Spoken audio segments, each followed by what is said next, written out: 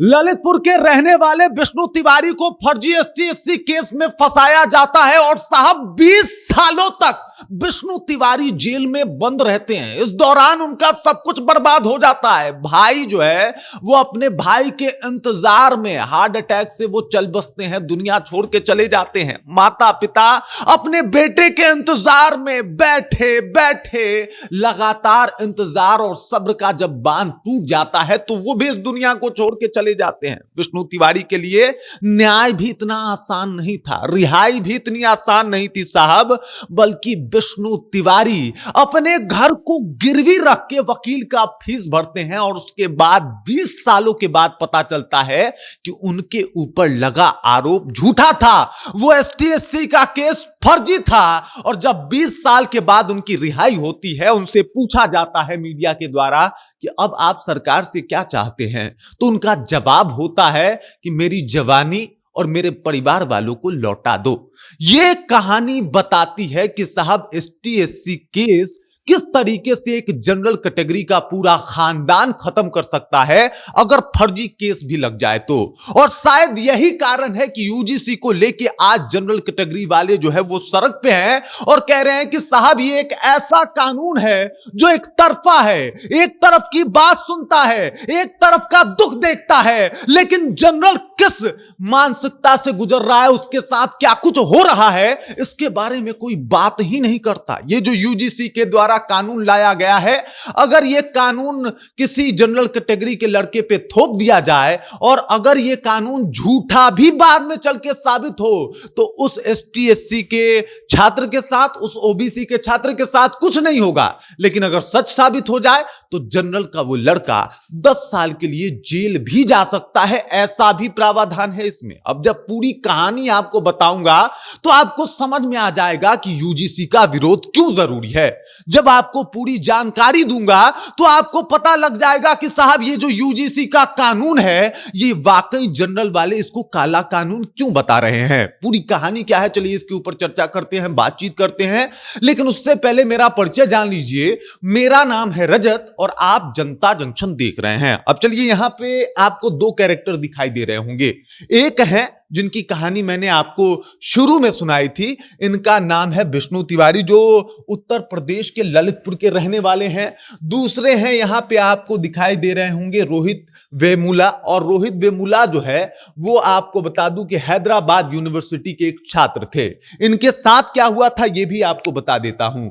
इनके बारे में कहा जाता है कि वहां के जनरल कैटेगरी के बच्चों के द्वारा ओबीसी के इस छात्र को सताया गया था और इसी वजह से जो है इन्होंने खुद को ही खत्म कर लिया था। उसके बाद यह मामला जो है तेलंगाना हाई कोर्ट में पहुंचा और तेलंगाना हाई कोर्ट ने कहा कि साहब इसमें कुछ तथ्य जो है वो प्रमाणित ही नहीं हो पा रहे हैं, इस वजह से दोषियों तक पहुंचना जो है वो नामुमकिन सा दिखाई दे रहा है और इस वजह से किसी की सजा नहीं होगी। चूंकि ये ओबीसी से आते थे इस वजह से सामने वाले पे एसटी/एससी जो है वो कानून भी नहीं लगेगा। और यही वजह रहा कि ओबीसी को भी इस बार यूजीसी में रखा गया है, यूजीसी के इस नियम में रखा गया है और बताया जा रहा है कि साहब जो जाति के आधार पे जिस तरीके से भेदभाव होता है, जो प्रताड़ना होती है, उसमें अगर जनरल कैटेगरी अब करता है तो उसके खिलाफ कार्रवाई होगी। चलिए भाई साहब कार्रवाई होनी भी चाहिए। ये जो मामला है रोहित वाला, इसको जो है वो एकदम से सुप्रीम कोर्ट ने कहा कि चलिए भाई साहब देखिए आप विद्यालयों में सर्वे करवाइए, क्या वाकई ऐसा होता है। और उसके बाद एक रिपोर्ट आती है कि हाँ 70% इस विद्यालय में या फिर अलग अलग भारत के विद्यालयों में जो हायर एजुकेशन जहां पे प्रोवाइड होता है वहां पे इस तरीके के मामले देखने को मिलते हैं। लेकिन क्या एसटी/एससी कानून में ऐसा नहीं होता? क्या एसटी/एससी कानून का एक सर्वे कोर्ट ने करवाया क्या, किसमें कितने फर्जी लोग फंसाए गए? और अगर फर्जी लोग फंसाए गए तो उसके लिए भी एक और रास्ता क्यों नहीं चुना गया? यह रास्ता क्यों नहीं बनाया गया सुप्रीम कोर्ट के द्वारा या फिर सरकारों के द्वारा कि साहब अगर मान लीजिए कि कोई भी जो जनरल कैटेगरी का व्यक्ति है अगर उसे जबरन जो है वो केस में फंसाया जाता है एसटी/एससी केस में तो उसके ऊपर भी कार्रवाई होगी अगर वो गलत साबित होता है तो। ये भी तो एक बात होनी चाहिए।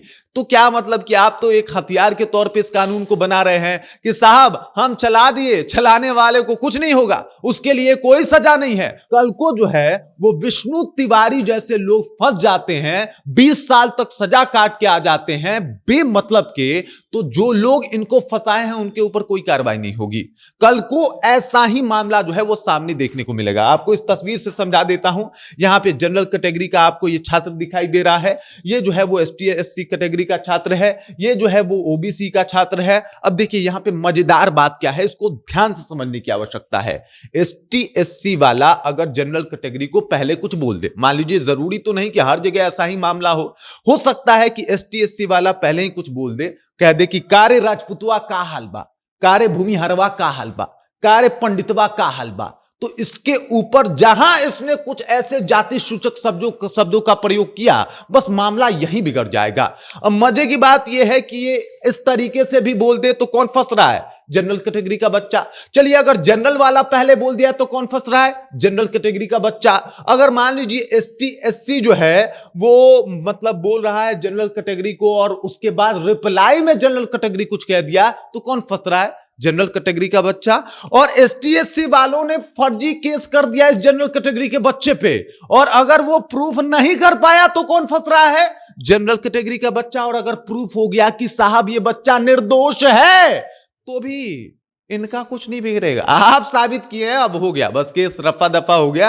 अगर आप इतने दिन तक मानसिक तौर पे प्रताड़ित हुए हैं, उसका कोई दिक्कत नहीं है, आप प्रताड़ित तो हो सकते हैं। इसी वजह से इसको काला कानून बोला जा रहा है। मजे की बात यह है कि मान लीजिए कि ओबीसी एसटी एससी वाले को कुछ जाति सूचक शब्दों से नवाज दे, तो क्या उसके ऊपर कार्रवाई होगी? तो जी बिल्कुल नहीं होगी। और इस वजह से जो है, मान लीजिए कि ये ओबीसी वाला है, एसटी एससी वाले को कुछ बोल दे, कुछ नहीं होगा। एसटी एससी वाला जो है वो जाति सूचक शब्दों से ही जो है वो ओबीसी को नवाज दे, कुछ नहीं होगा। मामला बस जनरल का है। और ये कानून जो है वो एक बंद कंपार्टमेंट के जैसा है, जहां पे एक तरफ से सिर्फ जो है वो आने का रास्ता है, यहां से निकलने का कोई रास्ता ही नहीं है। और इसी वजह से लगातार आपको इसका जो है वो विरोध देखने को मिल रहा होगा। लोग कह रहे हैं कि ये कैसा कानून है साहब, ये कौन सा कानून है? लोग तो डरेगा ना, लोग तो परेशान होगा। अब मान लीजिए कि कोई बच्चा जा रहा है पढ़ने के लिए, जनरल में सब लोग अमीर थोड़े हैं साहब, किसी के बाप ने जमीन गिरवी रख के उसे पढ़ने के लिए भेजा है, तो किसी के मां ने अपने जेवर को गिरवी रखने के लिए। लेकिन अगर मामला वहां पे इस तरीके का हुआ और किसी ने झूठों केस में फंसा दिया, तो वो जो जमीन और वो जो जेवर गिरवी रख के भेजा गया है पढ़ाने के लिए, वो बेटे का बिल कराने में निकल जाएगा। तो कल को अगर इस बात का विरोध हो रहा है तो उसमें गलत क्या है? यूजीसी का जो नियम है वो इसी तरीके से बनाया ही गया है, एक हथियार के तौर पे, जिसे एक हथियार के तौर पे ही यूज होगा, क्योंकि चलाने वाले को जीरो नुकसान है। मतलब आप किसी के ऊपर जो है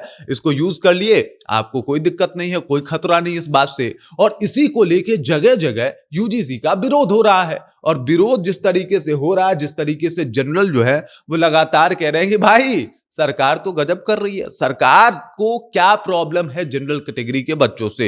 इससे पहले एसटी-एससी और एसटी-एससी का कानून जो था, किस तरीके से लोगों के ऊपर मतलब फर्जी तौर पे उनको फंसाने का काम किया जा रहा था। आपको पता है राजस्थान पुलिस के द्वारा यह कहा गया है कि 20% केसेस जो हैं फर्जी होते हैं, जो एसटी-एससी केस लगाए जाते हैं वो फर्जी होते हैं। लेकिन क्या उसके लिए कोई प्रावधान बना, कोई दूसरा जो है वो कानून बना?